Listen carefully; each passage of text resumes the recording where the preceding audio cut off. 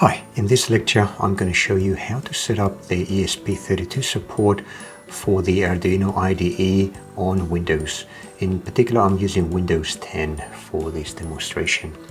As I said in a previous lecture, the ESP32 is an advanced hardware platform for Internet of Things applications, and one of its great advantages compared to competitors is that it's perfectly compatible with the Arduino platform, and this means that you can use your existing Arduino knowledge with the ESP32 and then take advantage of the ESP32's additional hardware capabilities. So the first step towards making it possible to develop applications on the ESP32 in the Arduino IDE is to install the ESP32 support for the Arduino IDE, and that's what we'll do right away. Before we begin, I assume that you already have the Arduino IDE installed on your computer, and if you don't have it, just go to www.arduino.cc, click on Software, Downloads,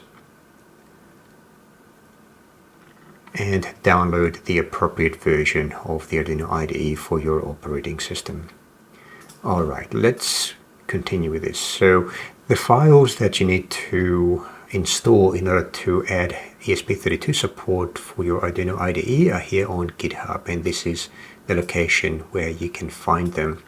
There's a few different ways by which you can install them on your computer, but the easiest one is to use the Arduino IDE Boards Manager feature. And in the past, especially for the ESP3266, this process was a little bit more involved. We had to do a little bit more manual copying and configuration, but things have improved a lot since then. So I'm going to open up this link in a new tab. Here it is, and follow these simple instructions. So put the windows side by side and start my Arduino IDE.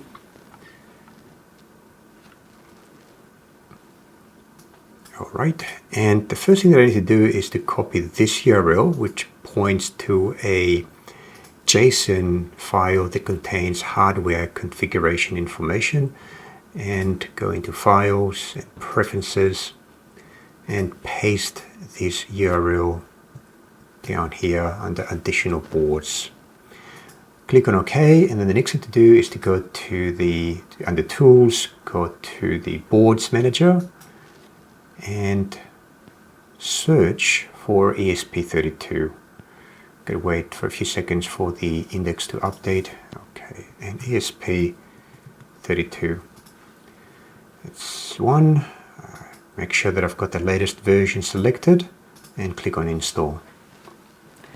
This is there's a 31 megabyte file to download, or a lot of files, and give it a bit of time to complete that. I'm going to fast forward this bit and come back once the download and installation is complete.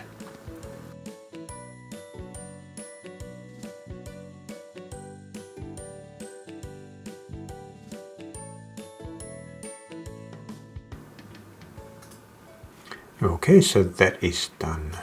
Close the manager and let's have a look at what we've got now. First, let's go to the Tools menu, and under Boards we'll see that we've got, or we should have, yep, there we go. We've got a whole new section that contains various ESP32 boards. There you go. So the one that we'll be using this course is the stock standard ESP32 dev module. So I'm going to click onto this, and you can see that now we've got a few new options for the hardware that we've selected. Upload speed, the CPU frequency, etc. All these default to the correct values for the ESP32 dev module that we've selected here. If you have selected one of the others, then these will also update appropriately. So we are not going to have to make any changes to any of those settings. Now, I don't have a ESP32 module connected, so it doesn't appear in this in the port drop down, but we'll do that in the next section where we start with a few demonstrations. Another thing to look at is if you go to the File menu under Examples, try that again, here you go, you'll see that we've got a lot of ESP32 examples here, and we'll be playing with those in later sections, starting from the very next section where we'll have an example of how to use the GPIOs. Alright, so that's about it. Let's move on to the next section now, where we'll start playing around with some of the examples and becoming familiar with the new hardware.